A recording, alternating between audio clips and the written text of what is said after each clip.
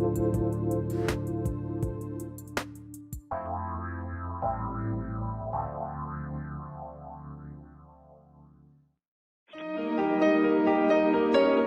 to the Dr. Pat Show. Talk radio to thrive by. Powerful, inspiring, and coming to you live, bringing you stories of people like you and me, busting through and living life full out. Get ready to dare to wonder what your life would be like if you knew you could not fail. Hey, everybody, welcome for part two. If you've just been listening to the hour before, I had a great, I'm so excited to introduce you to Craig Richardson today and to introduce you to a powerful, powerful message, his show, as well as his journey. And for those of you out there, let me just say this. I get the honor of working with all of our hosts and co-hosts, and it is really uplifting. And I learned so much, about what works, what doesn't, how we can be our best people. Craig, of course, is an intuitive life coach. He offers his services in hypnotherapy, dream work and analysis, relationship strategies, and he understands the inner workings of things, like the inner workings of us and who we are, and how we can step into that space and understand what holds us back, what we need to move forward, and how to use all of the tools and training that he has gone through to move people forward. And in today's world, we need some tools. We need to know how to do that. We think we've got it, and then we find ourselves in interesting scenarios and situations which we didn't see coming. And from all of that, it's about building up the greatest and the largest and the most available toolkit you can find. Today, we're going to take a journey from mind to heart. And what does it look like to have this amazing family, career, and spiritual path? What the journey has been like for Craig and what he's bringing to the table to help all of you. Craig, it's great to have you. Welcome. Well, thank you very much, Dr. Pat. I appreciate the opportunity to be here. Well, you're getting ready to kick your show off. So that's that's a thing. You and your folks behind you have been wonderful to work with the last couple months now. I guess it was October that we first signed this up, and it's great. So I'm ready to go. New year, new show, right? And it's a powerful show. I mean, I'm gonna talk to you about one of the questions I've been asking people for. Well, now we're in 2021, so it's 17 years, but it's one of the questions I came out of the gate with then. And it had to do with my own stuckness. When the show wasn't the Dr. Pat Show, it was crust busting your way to an awesome life. And I realized how literally stuck I was. And this opportunity came along to really do something I'd never done before. But here's the question. I mean, I just barely touched on all the things you do in the world. But it doesn't come without rising up, pulling yourself up out of the potholes. What are some of the challenges and obstacles you had to overcome to bring you to this very moment? Well, I think we all face that. In alchemy, they have a term as above, so below, or so internally, so externally. And so I think your question is not only how do we as an individual face these obstacles, but let's face it, we as a culture have faced these very same obstacles. I mean, I was born in the early 60s. I know you're a little bit older than that, but our whole lifetime has been nothing but a series of challenges and in some ways questioning the official narrative, because what has happened is that what goes on and what we've been fed sort of externally didn't line up internally with who we are as human beings. And so for me anyway, I grew up in a traditional home outside of Boston, Mass. My family had been in Massachusetts in 16. Well, I had ancestors on the Mayflower, I had Irish ancestors that came in. So we'd been there a long time with the same kind of messaging. And, you need to get a good education, a good career, and a good college. And then you get your house, and then your wife or house, whatever order, and then the kids and the dog. And in the end, I don't think as we sort of evolved consciously, that was enough for us. It may have been enough 100 years ago, particularly, and then 100 years ago that you had the Industrial Revolution where everybody was actually working. They didn't even have time to think. But I think that's one of the luxuries of where we are. And it's not the luxury of our technology.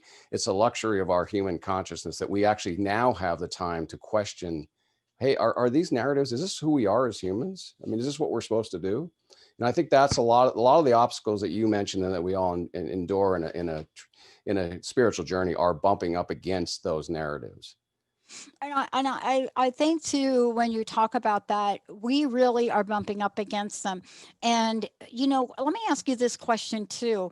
Your path, your journey, right? Your movement through life, sometimes people see us and it sounds like we have just gotten on one of these water slides and just slid our way through. But what was your journey like? Where did it start for you? And how did you know, or perhaps when did you know that thing that you just said? That here you are moving right along on the outside, you look really good, but there's something not getting fulfilled.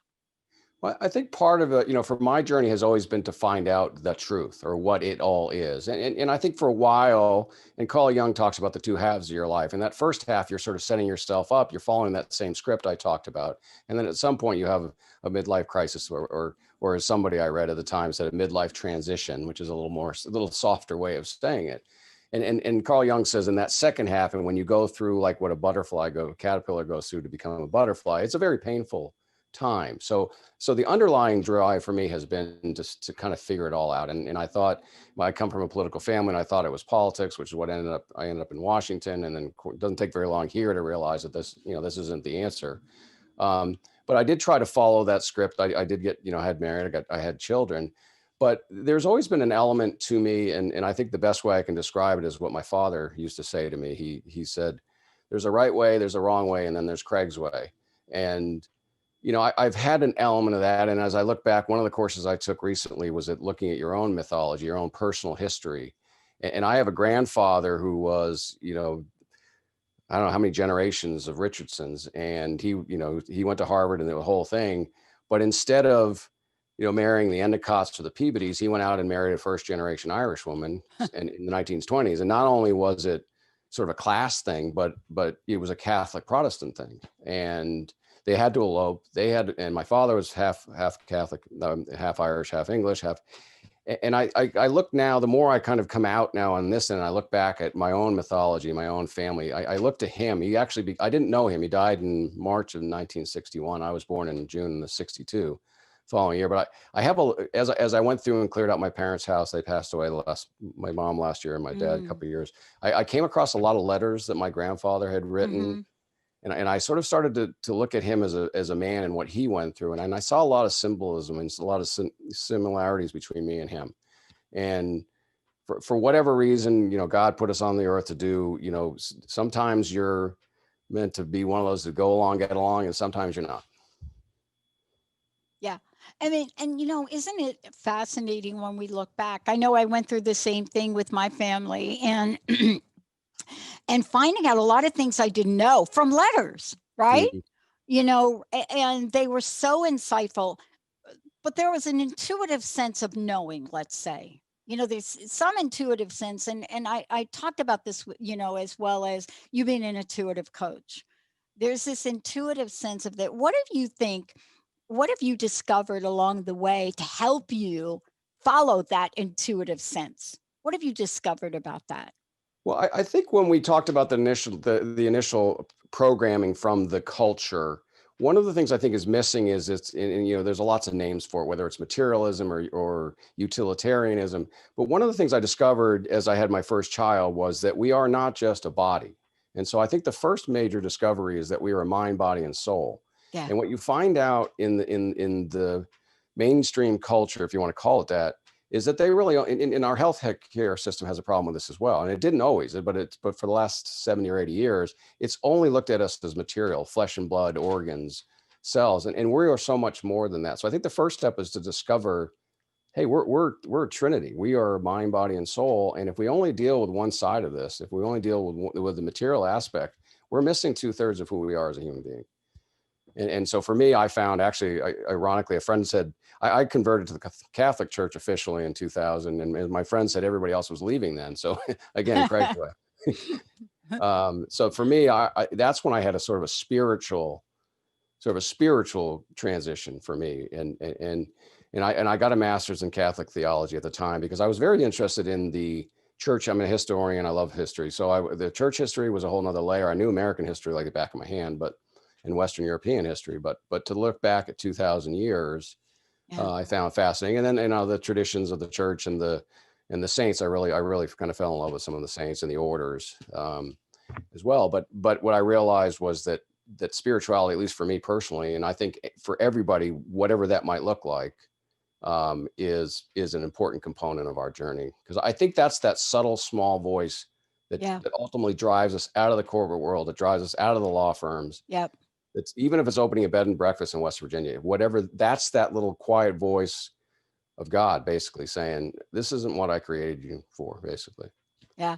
I find this interesting too, because in 2000, fascinating year, right? I found myself grew up Catholic, right? Dominican nuns, Catholic boarding school at a young age, got thrown out of Catholic boarding school at a young age, because I claim to have talked, I claim that Jesus in the ninth station across talked to me, which in fact was an interesting idea because it actually did happen in that way. I mean, honestly, it was one of those stories. I'm in church, I'm looking up, I'm 6 years old, and all I heard was your mom is with me. And Mm. long story short, when I got to Mother Superior, she had a note. My mom had just died. But here we go. 2000, left the church, but I came back. But I came back differently, Mm-hmm. right? And when we come back from break, I want to talk with you about what it looks like when we revisit things, right? When we have an internal transformation and we see things differently. What does it mean to step into the full nature of being a spiritual being? Let's take a short break, everybody. We'll be right back with Craig.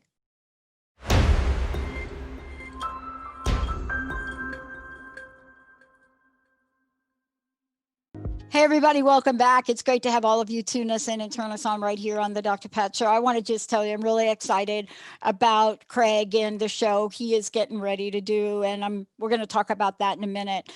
Today, what we're talking about is, what does a journey look like? What does it look like, mind to heart? What does it look like? A family, a career, a spiritual path? What does that look like? What are some of the experiences that we have where we learn from it? And then we have to make a decision. Where do I go? Do I go left? Do I go right? How do I make decisions about my own spiritual nature and what it means to be, this earth skin person that's really spiritual? What does all that mean? And also, you're going to get more of Craig Richardson in his fabulous show, the second and fourth Friday at 9 Pacific on Transformation Talk Radio. Craig, how do people find out more about you? And are you excited about the show? Oh, absolutely. This is a new year. We have, fortunately, 2020 behind us. 2020 is hindsight, right? So now Yeah. it was a little blurry last year. I think this year is going to be my buzzword, and my Sesame Street word of the year for this is going to be clarity. I'm not saying it's going to be easy, but I think we're going to have clarity this year, and it's going to help us do exactly what you said, is to find out which direction to go in. And, hopefully my show will get into some of those things with myself and then the guests that I bring on there to present that. To answer your question, my website is craigericardson.com, and everything there should be there in terms of my contact. And I just put up a page over the break for Heart to Mind. So there's a tab at the top, and they can find all that. We're going to talk about this in a minute. We're going to talk about heart to mind and what that means, because it's important for us to take that journey and look at that. But you and I, during a break, we were talking about, I was sharing about my Uncle Ralph. Benny met him. And that was the show where Benny had to bleep out the Italian cuss words. That's a common adjective, but I know, right? Look, we go through this life, some of us, and I wanted to be a nun. Yeah. I know Benny's like, what? I really did. I was a really young kid, and I just loved what I was learning, right? As a Catholic, Italian Catholic, right? And I loved it. But it got to a point where I didn't love it anymore, especially when you get to the point where you know what's going on with you and you're told it didn't. But the point is this: one door may shut, but it doesn't mean we shut ourselves to our spiritual path. Can you talk about how that was for you and how it led you to where you are today? Sure, and I think part of that mind to heart as well is to be open to what ultimately Carl Jung describes as synchronicities, and to Mm. use that, like, a phrase that, when I'm sure you heard in Catholic circles, was, when God shuts a door, He opens a window, and I think you have to be open to that. I think the first, as I said before, that first voice that you're hearing, that uncomfortableness, and maybe it's during mass, or maybe it's something, and when you start getting those pangs of, I may, and I have plenty of friends that have, still in the church, and they love it, and but if that you're one of those people that, like, this there's something not adding up, and I'll talk a little later. I had that same kind of experience after 15 years, and then I went on a whole bunch of different things. But I think you first have to be honest with. I mean, spirituality is such a personal thing, because it is really a relationship personally with God, or the universe, or infinite, what do you want to call it, and it's different for everybody. And so I think the first thing you have to do is to be open to listening to that voice, even if it goes against the culture and your family and everything else, because, as you were describing with your Uncle Al, who had all the crucifix all over the Yeah. house, and then he said, I'm leaving. We had the same thing with the picture of the Pope and the cruise. And there's Yeah. there's a lot of trappings that come with it. I enjoyed that, when I first joined in there, and the saints itself. I love the saints. Like I said, they're like they're like the Avengers. I mean, they were your heroes, right? Yes, that's it exactly. And I think you can still hold on to that, but I think you need to listen to, for me, I went to daily mass for a long time, and I did love some of the trappings, but for also, that's for me where the mind to the heart. I think, as I started getting down that journey, I wasn't resonating sort of spiritually, and I wanted more, and I wanted different things, and I still think you can do that. And some people bring in some Eastern religion, and they'll bring in yoga, but like I said, I think for everybody it's a personal thing, and they need to. But the most important thing is you have to listen to that voice. I wish, and maybe your path would have been different, and maybe it was the right word, but I wish, when you said, my mother, I just heard my mother through the ninth station, which I should know. I can't remember which one that is, but It's when he falls down for the third time, oh, the last time. the last time. And when you see it in the Catholic Church, right? He's looking, right? He's got the cross and he's down and he's looking. And I was right eyeball with him. And I heard the words, don't, something like, don't worry, your mother is with me. And I pulled on Sister Michael Anthony, right? Yeah. Like, and because my parents forgot to pick me up over the weekend. So here I am, I'm this little kid, and on the weekends they pray. We're in church a lot, and I'm Right. in there, and I just pulled on her, and boy, she never liked me to begin with. I'll tell you that right now. And then she dragged me to Mother Superior, and I walked in, and Mother Superior, I'll never forget her. I could tell you exactly what she looked like today. And we walked in, and Sister Michael Anthony was like, blasphemy, she's doing it again. She's telling everybody she's talking to Jesus. And Mother Superior lifted up her head in her tears, and she had a note, and the note said that Anna Baccili passed away, Mm. So, right? And it was November 22nd. And so that then presents a problem, doesn't it? well, and it breaks my heart to think of you in that situation, and think about if you had that same scenario, only when, even before you found out, she took you outside. She said, "Hey, we got to go through the stations," and she talked to you about that. And so, well, what did you hear? I mean, think about what would happen Right. if she empowered you. I mean, Oh, one of the things that we do with our children is we try to make them conformist. And actually, kids are the most intuitive. And you'll hear plenty of people that had spiritual, or they had messages from the other side, or they were clairvoyant, and we kind of beat it out of them, not physically, but oh, well, that's crazy. But think about it, if you, instead of doing that, you embrace them. I mean, that's their creativity as well. And we said, that's a wonderful thing. Pat, what did he say? And I mean, that would have been a far different experience for you if they had done that. And instead, and that's where I'm talking about bumping up against the conformity of the society. well, what's fascinating about it, I look back from that, and it wasn't the first time. And the reason that this was such a thing, right? Look, first of all, I'm underage in a Catholic boarding school, one of the toughest around in New Jersey, right? And I was there because my mom was really, really sick. And later on in life, I found out what really went on with her. But here you are, and you may be hearing the voice of the God that you believe in, whatever that is. You really may be hearing it. And you're absolutely right. what if we were to empower those that do hear this? What if we were to do that? Isn't that a large part of your journey and where you're coming to today as well, Craig? Yeah, because again, I came out of that mold of the Northeastern, I know not too far, New Jersey, Massachusetts. It was that. It was, this is what Yeah. you do, like I described. And at least for me, and it's in you as well, if you look at your career, it wasn't enough. And so, I don't want to underestimate that the entire culture is going through that. We're going from this, I read Maureen St. Germain's book over the summer called Waking Up in 5D. So the whole culture, whatever you want to describe it, but we were transitioning from a 3D polarity division, do it my way or the highway way, sort of male patriarchal top down, to a much more horizontal love, compassion, harmony. That's what this is. This is what this transition is. It's not going to be easy. It probably go on be past our lifetime. Yeah. If you believe in reincarnation, we actually signed up for this time. I like to joke with people that I'm going to have a long talk with myself on the other side. I mean, I couldn't have picked the Renaissance and been a king or something, and maybe I was. But anyway, this is not a time for the faint of heart. We've had to make, and we need, as we make our journey, and this is what I hope my show can do. We need to help and show and lead others that it's okay, and that the best thing you can do is to be authentic to yourself, because in the end, that's really all that matters. Because if you're not happy with something, then you need to look at it and you need to figure out why, and you need to move on. I want to talk to you about this when we come back, because what I'm noticing is, and I did a little, I don't want to call it a study, but I did a little probing, investigating. A friend of mine made a comment to me once, and I think it was like not last year, but 2019. And they asked me, they said, Pat, what do you make of all of this de-demonizing and humanizing those that we know to be evil? For example, the devil, Lucifer. And I thought, wow, that's an interesting thought. And then I sat down and I looked at what our pop culture is doing. And and I want to really tap into the energy of this, because what is the expression, where there's smoke, there's fire? Fire, yeah.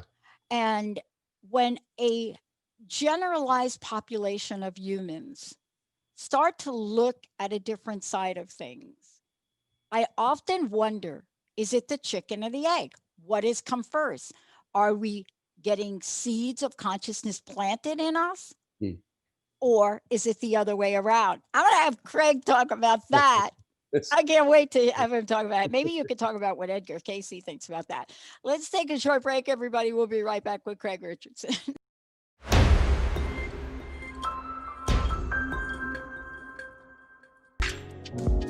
Hey, everybody, welcome back. It's so great to have all of you tune us in and turn us on. And I'm so excited about Craig's upcoming show. We mentioned it to you here, but we're going to mention it again. And I want you all to know it's every second and fourth Friday at 9 a.m. Pacific on Transformation Talk Radio. That's also noon Eastern, I should say that. And Craig, before we go ahead, how do people find out about you? Because I want them to also get involved in the work that you're doing, because you are truly on a journey, and you've studied and you practice, and you really have taken in some of our heroes, the Carl Jungs of the world, Joseph Campbell's The Hero's Journey. But you're bringing that to your show as well, right? Yeah, exactly. Again, my website is the best way now, craigericardson.com. And I have a link there to a menu on the top that'll get to the show. But, we're all on a hero's journey or heroine's journey. Joseph Campbell, for those who you don't know, he taught at Sarah Lawrence School for 40 years. He probably didn't grow up too far from me. He was in the New York area, I think. Mm-hmm. He too came from a big Irish family, maybe Irish Catholic. And, he said his buzzword was bliss. He said, when everybody boils it down, what do you need to do to have a happy life? He says, follow your bliss. And his bliss was studying mythologies across the world. And he was pretty early on. I mean, there's a wonderful Bill Moyer series that I had to watch as part of my last mythology class that was filmed in '88 at Luke Skywalker Ranch, which was George Lucas's ranch. Joseph Campbell was a consultant to Lucas on the first Star Wars movie, because that's why that movie was so popular, because there was so much archetypes and mythology wrapped into that we hadn't seen as a culture in a long time, but it resonated with us because it's part of who we are. So Joseph Campbell says basically follow your own bliss, follow your bliss. What is that? And he ended up and probably came from a large Catholic family. I don't think he had any kids. He studied this all the time, taught at this college, and he lived in Hawaii probably on the ocean. So, Yeah.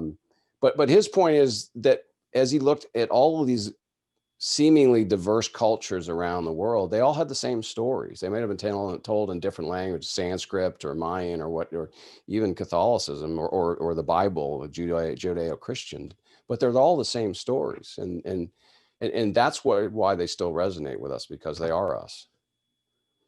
Yeah, and this is really what I was referencing to before when we were talking is, this is a chicken and egg question for me. It's are we the generators, the idea generators, or are we being given seeds by which to follow? And you and I were talking during the break, and I'm just absolutely in awe by how our pop culture now is looking for heroes and superheroes. And if you think about the movies that have come out over the past, I'd say 7 or 8 years, and the trend of those, right? We really want to find the heroes. And in 2020, we found a lot of them. Mm-hmm. We found a lot of heroes, right? Right. Do you think when things happen, like what happened in 2020, I know for me, it took a really devastating thing in my life to crack me open. What do you think about that? Do we have to go through that level of pain to transform? Well, it's funny. I was an athlete in my earlier life, and they used to say "no pain, no gain." Right? That was.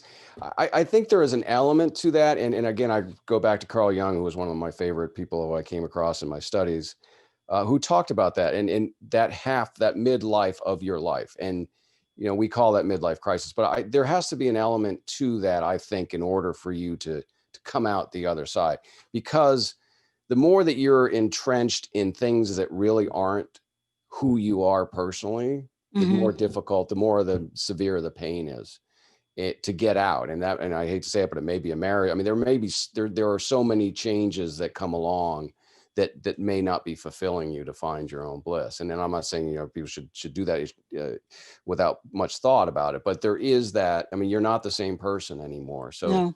But the other interesting thing that Carl Jung talks about, which is ironic, as you talk about pop culture, because so he says, as we go through that, our process is a process of individuation. In other words, we're becoming the individuals that God intended us to. And it's only when that we get to that stage of individuation. I might be an artist, my real love is art. It isn't, but, or I might be a pianist, or I might, I might like poetry. And I suddenly realize that's really what fulfills me. It's only when you get to that point then that you can actually become part of a community. That's the dichotomy, or that's the paradox, is that the more you become individual, the more able you are to become part of a community. And I think the challenge, what we talk about with the pop culture, and why I say that's kind of a challenge, is because that's trying to almost do a one size fits all.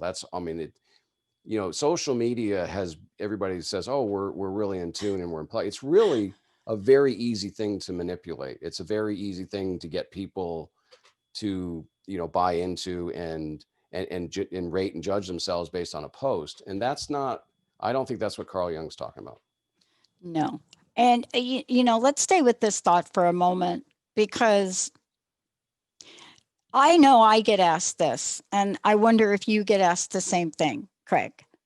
When people looked at who we were, my corporate experience, corporate executive, independent consultant, really known for my re-engineering skill. I totally re-engineered all of the utility systems here in Snohomish County PUD. Benny, I bet you didn't know that. They see that part of me. And I don't get asked much anymore, but I used to get asked for about 10 years, my first 10 years. What the heck happened to you? What did you do? And my friends, right, from the East Coast, from Jersey, what did you do? Did you find Jesus? What happened to you? How do you go from that? Then you go back to school, then you study this depressing thing. And then what are you positive talk? What's wrong with you? Yeah. And I got to tell you, for the first couple years in my relationship, and I started to pay for airtime, like a lot of money. They wanted to send me to talk to a psychoanalyst or something, but it felt so right for me. Right. How do we help people stay the course with follow your bliss? Well, I think you've described, and I probably won't do it justice, but Plato has the concept of the cave where everybody's kind of facing inward inside a cave, and that's Yeah. humanity. And you were ones that dared to go outside and say, hey, that's not that reflection and all that, or that's just a reflection. There's a beautiful world out there. But if you're still stuck in the cave and you're looking in the wrong direction, it's very threatening for you. You've undercut their whole worldview. And fear, as we're seeing a lot of going around, is the most powerful weapon to keep people entrenched in where they are. So again, I think they just have to be daring enough. They don't have to. I mean, you're a pioneer and you're a trendsetter, but they don't have to go out and start their own network. But they just have to. They have to take baby steps. I mean, if you're in a corporate world and you're not fulfilled, then try something on the weekends. Go down into a homeless shelter, or go take care of adopted dogs or something. I mean, do something where you're giving back. That's the whole thing. That's the whole. Yeah. It's not about profits, and it's not about climbing the corporate ladder. In fact, it's the exact opposite. How can you help somebody who's downtrodden or just needs a smile? I mean, you can do it just walking down the street. You're so right about that. When I moved to Seattle, I was disappointed at 4 different levels. I thought I was going to go to UW. They shut down the program. I didn't. I was rejected by every doctoral program except one, and they put me on a waiting list. So I sat in Seattle, drank coffee, and walked my dog and rode my Harley for a year. My friend dragged me out of the house and said, "You're going to work with me." And little did I know that what she did was sold vinyl siding, and I was the go-to front person. Got bit by 2 dogs in the experience of doing that. But I got out. And we're living in extraordinary times. I want to ask you this question because you got out too. And what I mean is, you got out. You got out and said, I'm going to do this. And you launched an intuitive life coaching practice. You work with people all over the world. You do dream work. You stepped into that. Do you recall having an aha moment? Or was it like me and I dialed the wrong phone number and I just decided to pay 10 grand to do a radio show? I don't know. I think I'm still waiting for the actual aha moment. So you'll have to check back on me. But for me, it was, and I left the Catholic Church in 2015 because of a lot of reasons, where Yep. we discussed, where I Yep. just didn't feel fulfilled. And so I didn't. I guess one thing I never had was the 5-year plan or the 3-year plan. I just kind of went. I mean, fortunately I had a consulting business in public affairs that kind of kept the lights on. Yeah. But it didn't require a ton of time. I could do, as we all sort of started going much more virtual. I mean, I've been sort of doing virtual forever, but I was able to have that extra time. And so I made the mistake of it. If I ever had too much time, I started Googling stuff. That's how I got into hypnotherapy. I found alchemy. I found the Bhagavad Gita, ultimately the Spiritualist Church, Edgar Cayce. That all came from Googling and finding programs that I could sign up. And I was just kind of becoming a sponge and learned. And suddenly I turned around at one point. I said, well, I have a certification in hypnotherapy, and I have a master's in transpersonal psychology. So it just seemed to fit what I did. But as I said, I think the best thing to do is to not script it too much. Just try to follow, follow your bliss. And for me, it's the beauty of our time is a couple of keystrokes, and you can find if you want to learn how to plant flowers. My kids learn how to play guitar off of YouTube. I mean, if you want to learn something today, it's so easy. Yeah, I learned how to practice my ping pong strokes off of YouTube. It's the best thing ever invented. I want to ask you about this, and I think I want to go ahead and skip the break, Benny, Olivia, if you don't mind. I want to jump to mind to heart. Okay. I want to talk about mind to heart, and I love how bold that is. And I would expect that from you for a lot of reasons. Um, I sat across from Gloria Steinem a number of years ago when in my HR career. And thanks to Linda, I got to have lunch with her. And I remember how nervous I was. Years later during the show, I ended up giving her an award, but I remember how nervous. And I looked into those big glasses, like Gloria Steinem with the glasses. And I said, I'm stuck. Now, this is at a lunchroom table. My boss is there, right? But I really was. I was at a point where my 24-year career, going from the mailroom to an executive, I was emotionally stuck. And she looked at me, Craig, and she said, I challenge you to do something outrageous every day of your life. That's a I great line. challenge you to do that. And that was my takeaway. Some days doing something outrageous means not something enormous. But for me in that moment, do you think here you are in your life that the energy of doing something outrageous, is that what's leading you to bringing this powerful message of mind to heart? What are your sensing is your call now in the world? Well, it's a good segue for me to give you an explanation where I came up with that name. And you and I worked through it, Yeah. a number of ones that I'd come up with. Yeah. So I was at one of a spiritual event. I might have been I went to Arthur Findlay, which is college in the UK, which is kind of the Harvard of the mediums, the spiritualist church. And I was in a week-long program there. And part of my journey has always been the intellect. It's always been asking why and how does this work? And I'm a big, I love those international spy movies, about who, the dies double crossing somebody else or, and great times to be alive, by the way, right now. But she kind of looked at me and laughed because I was asking a bunch of things. And she said, let me just boil it down to you. Our spiritual journey is a path from our mind to our heart. And it's that simple. And you need to get out of your head, basically. We spend so much time, and particularly us, maybe I'm a little bit more on the introverted side. And that's why I go spend Google time. And I love to just I used to love to read and figure stuff out. And why is that? And I think what she was saying was, no, that's not it. You need to get out of here and you need to get in here. And then I studied some of Dr. Joe Dispenza, who I'm sure you know. Oh, yeah. He talks all about that being a neurological thing and that there's just as many intellectual cells in your heart as there is. And that's where your intuition is down here a little bit or up here too. But you need to listen to that. And so that what I'm hoping to do with my show through some of my own training, my own experiences, to bring on guests who have made that, or at least are on their way down to their heart, that and I think you're a classic example that you left the corporate world. You could have been the, Fortune 50 CEO or whatever, that you could have done that, but you didn't because you listened to your heart.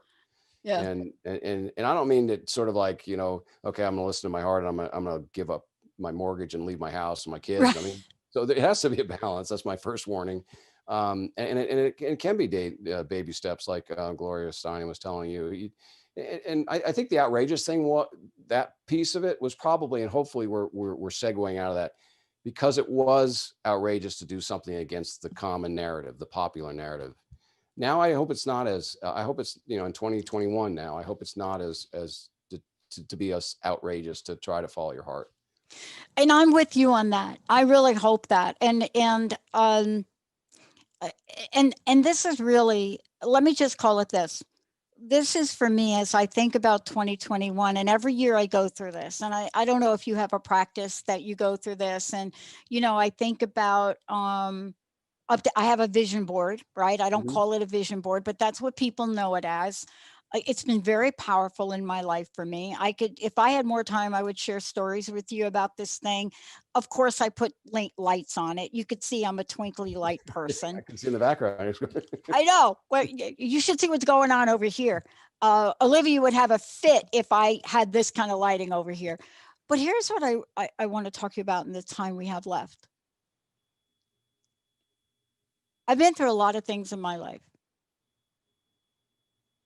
2020 is one of them.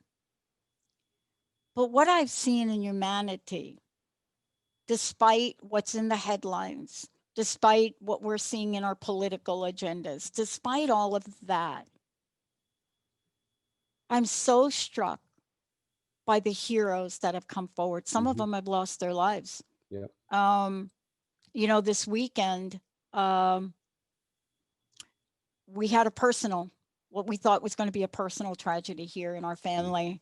Mm. And it didn't turn out to be like that, but it's going to be in the near future. We're going to lose somebody really close to us who's been around for a really long time. And the reality of that was hard.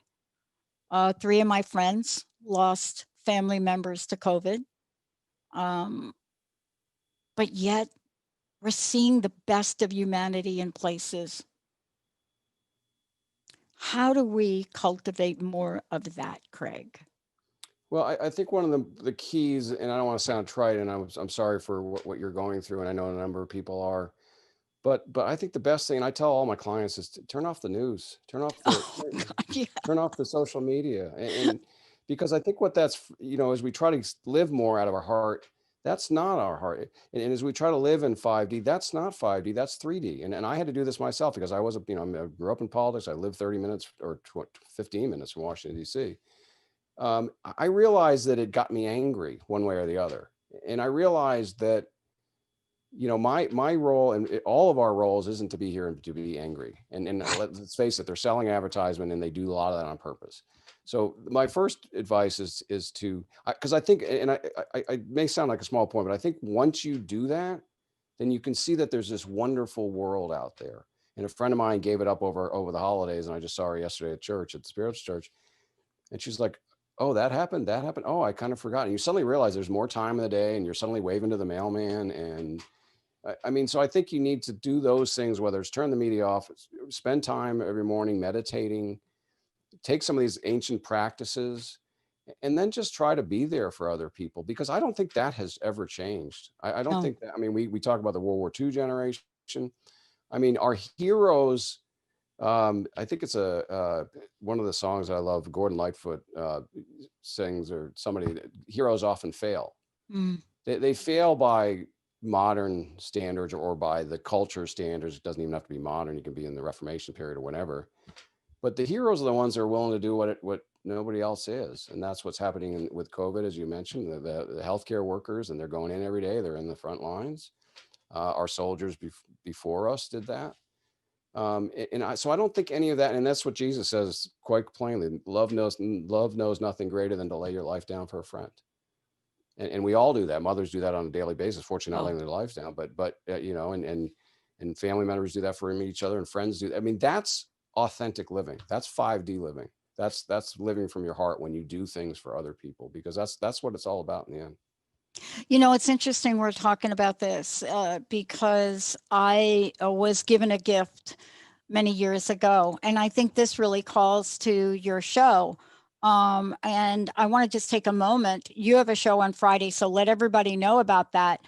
Let's talk a little bit about what the first show is going to be about, if we could.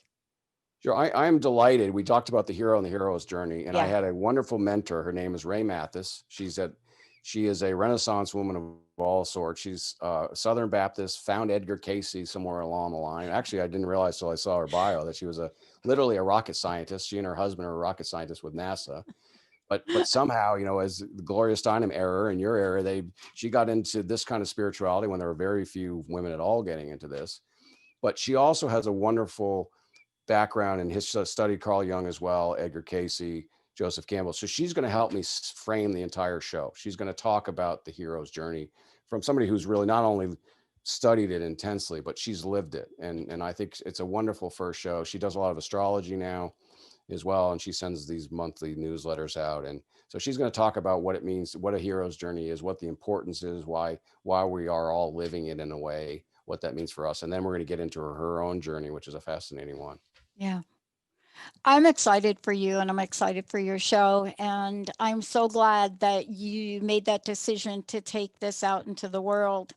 I know for me, in 2004, 6 months after the wrong phone number, and then being approached by this station, KKNW, before we launched the network, I didn't even think about it. The answer was going to be yes. The first time I got behind a mic and literally went in, sat across from Benny, who's here today.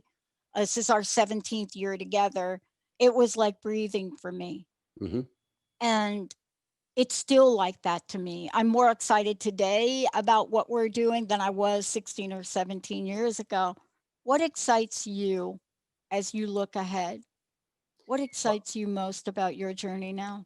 Well, it's almost I saw this image of a baton, and the women like you, and men for that matter. But my mother went to work when I was in kindergarten. She had to for financial reasons. But Yeah. I look, she never, it wasn't like a thing that, oh, I have to do this to express myself.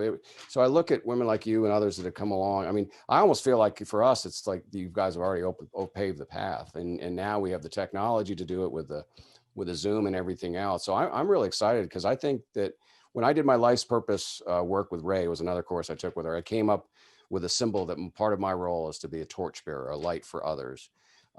Gemini have Mercury in the first house, a whole bunch of stuff I learned about. Mercury is all about communication. So, I mean, that's why I'm here, is to help other people really take the baton, and not that you're giving it up, but to take at least a hold of that baton and continue to walk forward and to get people. That's why your network is so beautiful. It's to make that decision to live an authentic life, to follow your bliss. And that's what I hope to bring to people through the show. You know, I am so looking forward to what you are going to bring, because I got to tell you, Craig, this is really much needed. I was going to leave the show 6 months after I started it in 2004, from the pressure of my relationship, and you should be making money with your doctorate. You shouldn't be forking out tens of thousands of dollars. You've lost your mind. And I started to doubt myself. Now, I now know the way spirit works. When you're on your right path, it's going to be hard to leave it. And I came down with a mystery disease. I couldn't do anything but this. So that took away that. But today we need other messages in other ways. And I think that's, you know, for me, I know that's what you're doing. As you look ahead, what is your personal message for today? I think with all that's going on, the message is hope. I mean, Yeah, it's not a loss. I mean, it's not a lost cause at all. We have come so far. I mean, and again, that gets back to not buying into all the official narrative. We've come so far, you know, and realize that we have some time and some places to go, but, you know, embrace where we are. And, you know, this isn't, we're going to be okay in the end. And there are going to be, just as there always are, there are going to be people that aren't going to make it. And we need to pray for them and be with them. But we're going to be okay. And this, I hope this show is going to be a message of hope. And the hope is what you just talked about, doing and lining up with what it is that you are meant to do. Because when that happens, you can have plates flying and everything else. But if you're doing what you want to do, you have a smile on your face. So. Yeah, it's like my Uncle Al said, the secret to good eggplant Parmesan, it's in the olive oil. That's the takeaway for today. Craig, thank you so much for joining me one more time. How do we find out more about you? Please let folks know. Give us that information. Sure. The website is craigerichandson.com. Craig, thank you so much. Looking forward to your show on Friday. And the other thing I want to say to you is it's exciting to see what you're bringing to help all of us remember who we really are. That is, I think, our greatest opportunity and could be our greatest challenge. Thank you for doing that. Well, thank you so much for having me. And also, I do want to say thank you so much for setting me up on Friday. Like I said, I've just walked through the door. Everything's been set up by you and your staff. So I really appreciate everything you've done. So thank you. Yeah, a great team of people. I get to be me because Benny pushes all the right buttons and Olivia knows how to get the frame on here going. I'm simplifying it. They have to learn a lot. Craig Richardson, Benny Mathers, Olivia's on our Facebook interface. All of you, you are the best listening audience in the world, and we are bringing it in 2021. All right, everybody, we'll see you next time.